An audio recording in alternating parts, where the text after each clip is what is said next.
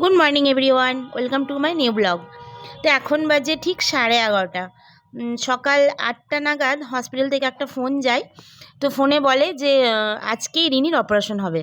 তো আমরা তো একটু অবাকই হয়ে গেছিলাম, কেননা আজকে তো ডেট ছিল না অপারেশনের। আজকে এমনি একটু আসতে বলেছিল, তাই ঝটাপট চলে এলাম খবরটা শুনে।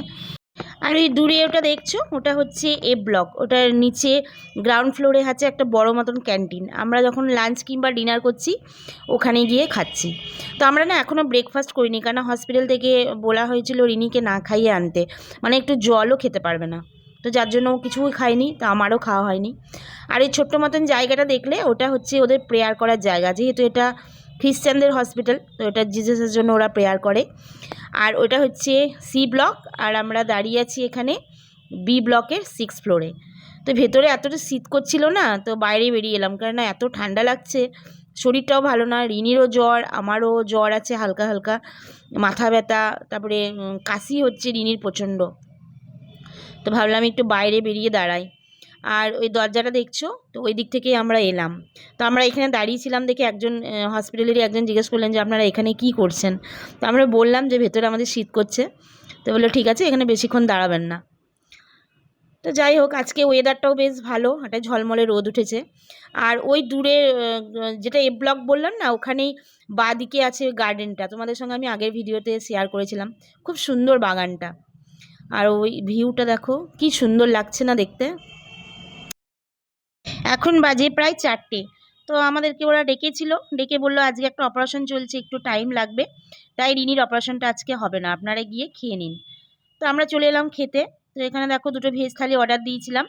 এখানে দিয়েছে ভাত, ডাল, গাজর আর বিট ভাজা, একটা লাউয়ের তরকারি, আর একটা পাতলা করে মুসুরির ডাল টমেটো দিয়ে, এটাকে বলছে সাম্বার। আর টক দই, এটাকে ঘোলের মতন বানিয়েছে। তো এটা তো রিনি খেলো না, তো দুটোই আমি খেয়ে নিয়েছিলাম, বেশ ভালো লাগছিল। আর ভাত দিয়েছে দেখো কতটা করে। আর পাঁপড় দেয়, পাঁপড়টা শেষ হয়ে গেছিলো বলে পাঁপড়টা দেয়নি।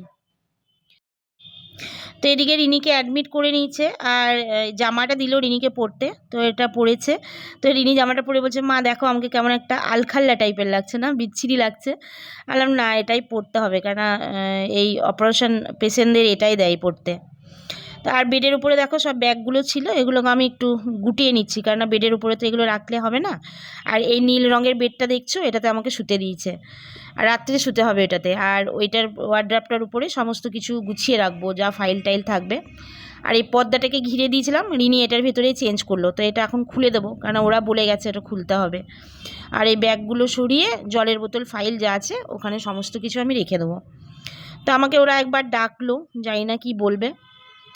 তো 3টে ওষুধ লিখে দিয়েছে, আমি এখন চললাম 3rd ফ্লোরে মেডিসিন আনতে। তো মেডিসিনটা নিয়ে এসে আমি রিনিকে আপেল কেটে দিলাম, ওর খিদেও পেয়েছিল, বললাম মা আমাকে খেতে দাও। তো কী দেবো, তখন ব্যাগে একটা আপেল ছিল, ওকে আপেলটা কেটে দিলাম। তো আপেল খাচ্ছে আর ও হাসছে। আর এটা হচ্ছে হসপিটালের ভেতরটা, মানে ও যে যে ওয়ার্ডে আছে ওই ওয়ার্ডের ভিতরটা। তো একজন নার্স এসেছিলো, তো বললো যে রিনিকে দুটো চটি বেঁধে দিন, এখন ডাক্তারের কাছে নিয়ে যাবো, ডাক্তার একবার চেক আপ করবেন, মানে সঙ্গে গার্জেনকেও যেতে হবে। তো যার জন্য ঝটপট করে দুটো চটি ওকে মাথাতে বেঁধে দিলাম, মানে চটি বলতে চুলটা বেঁধে দিলাম দুটো করে। তো ও এখন একটু পায়চারি করছে।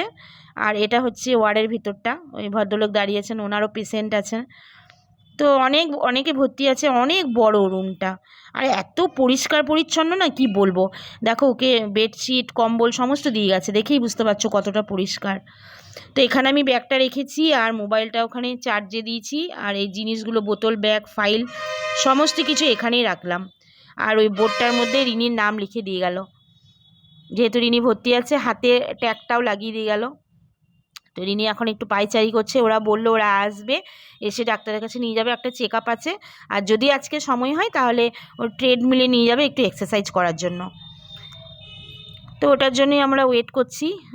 তো এই হসপিটালে আমরা আগে বহুবার এসেছি, বাবাকে নিয়ে এসেছিলাম, একবার আমার অপারেশন হয়েছিল 2006 সালে আমরা এসেছিলাম।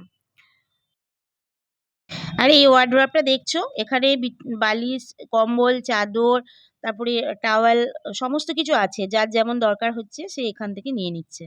খুব সুন্দর পরিষ্কার পরিচ্ছন্ন, একদম আয়রন করে রাখা আছে। আর এই দরজাটা দেখছো, এদিক দিয়ে আমরা ভেতরে এলাম। আর ওই দরজাটা বাইরে যে বারান্দাটা, রাত্রে যখন অ্যাটেন্ডেন্স কেউ শুচ্ছে তখন ওখানেই শুতে হচ্ছে, এই বারান্দাতে থাকতে দিচ্ছে না।